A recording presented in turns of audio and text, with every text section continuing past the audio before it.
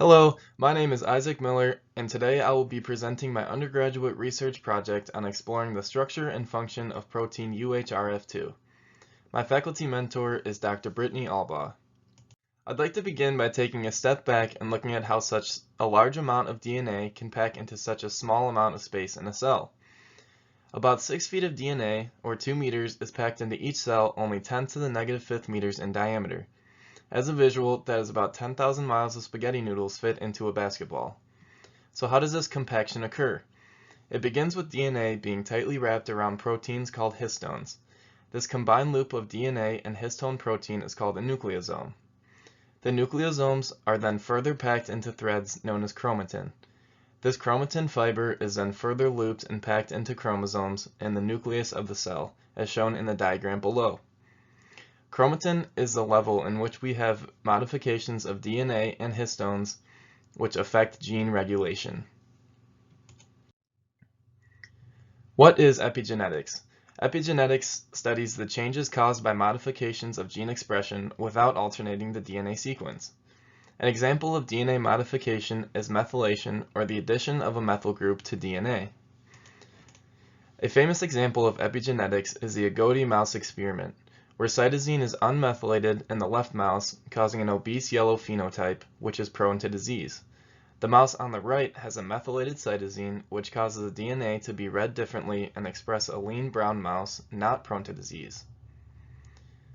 This famous experiment highlights how one small addition of a methyl group on DNA can completely alternate gene expression. The proteins that we study in lab, called UHRF1 and UHRF2, also regulate gene expression, similar to the agouti mouse experiment. UHRF stands for ubiquitin light-containing plant homeodomain and ring finger. UHRF1 and 2 are multi-domain histone reader proteins that are very similar in structure and have been known to have possible anti-cancer characteristics when bound to histone H3. The main roles of UHRF proteins are to regulate DNA maintenance methylation, cell cycle degradation, and gene expression. My project looks specifically at the TTD-PHD domains of UHRF2 and how they bind to histone H3. So what are the roles of UHRF1 and 2 in cancer? UHRF1 is typically overexpressed in cancer, meaning high expression often leads to poor patient outcome. UHRF1 and its histone binding properties are well understood, and the crystal structure of UHRF1 to histone H3 has already been solved. UHRF2, on the other hand, is not well characterized, and a crystal structure has not yet been solved. UHRF2 is known to have both pro-cancer and anti-cancer characteristics, but is often lost in most cancers. UHRF2 is also overexpressed in cancer, but the histone binding characteristics are not well understood, which was the goal of this project. So you may be wondering, what is the importance of this crystal structure? A crystal structure of UHRF2 to histone H3 would help researchers understand the binding characteristics, and a drug could be produced to disrupt this binding and decrease certain types of cancers. So we began this project by cloning the UHRF2 DNA into a PHT4 plasmid. This process involved restriction digest, PCR, DNA ligation, and purification.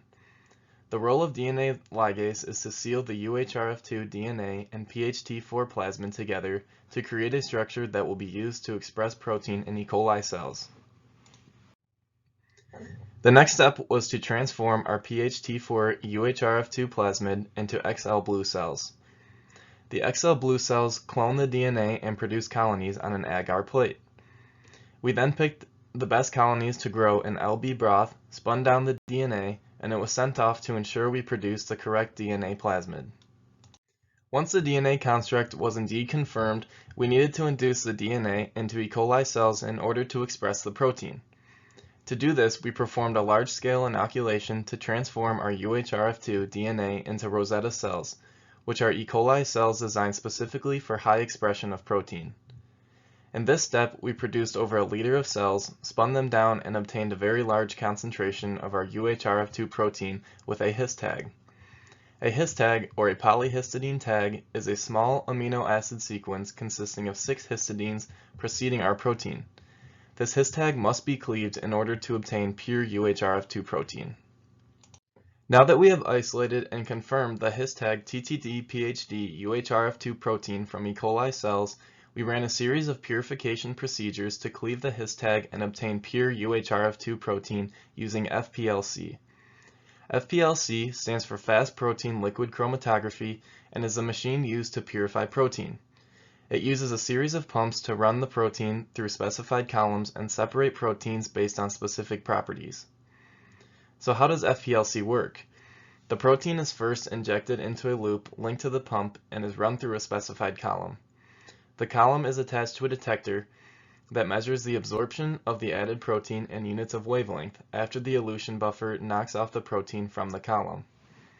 The computer collects the absorbance data and creates a chromatograph used to determine protein concentrations.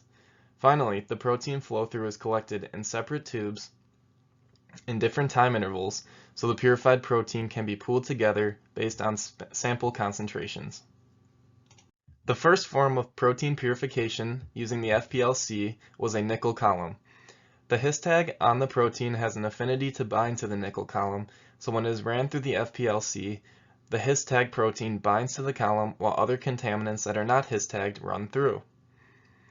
After all his tagged UHRF2 protein was pumped through the column, the protein was eluted off of the column with a high concentration imidazole buffer and collected in samples. In the picture shown here, a protein gel was run to see if we obtained our UHRF2 protein with a his tag. The far left well is a protein ladder, which gives size references of collected samples in units of kilodaltons. His tag UHRF2 has a molecular weight of 34,369 daltons, or about 34 kilodaltons, and as the gel shows, all protein samples were at the correct size, ensuring that we had collected the UHRF2 his tag protein. The wells which had the highest concentration of protein, labeled here, were pooled together. As seen by the sample runs, you can visualize a lot of contaminants represented by the long streaks shown above the protein on the gel. We needed very pure protein, so more purification steps were required. Now that we had the highest concentration samples of the his tagged UHRF2 protein, we must cleave the his tag to obtain pure UHRF2. In order to do this, the pooled samples from the previous step are induced with TEV, an enzyme which cleaves the his tag from protein, and a Western blot was ran to ensure that the samples were cleaved. The Western blot was loaded with an anti-histidine antibody, which is used to detect his tag proteins. As you can see from the Western blot below, the first three uncleaved samples, a band appears. For the samples collected after the TEV cleavage, no samples show on the gel, confirming that the his tag was indeed cleaved. Now, this was very good news, but one more purification step was needed to be ran in order to ensure that only the purest UHRF2 was sent off for crystallography. Using FPLC, we now use an anion exchange column instead of a nickel column. An anion exchange column consists of a positively charged resin that will bind to our negatively charged protein as shown in the diagram here. The protein samples are first run through the FPLC where the protein binds to the resin and all contaminants are washed through. Then, to elute the bound protein off of the column, a high concentration of sodium chloride is pumped through and the negatively charged chlorine ion competitively exchanges positions with the protein, causing it to be knocked off and collected. To see if we did actually collect pure UHRF2 with no his tag, the collected anion exchange protein samples were run on a gel.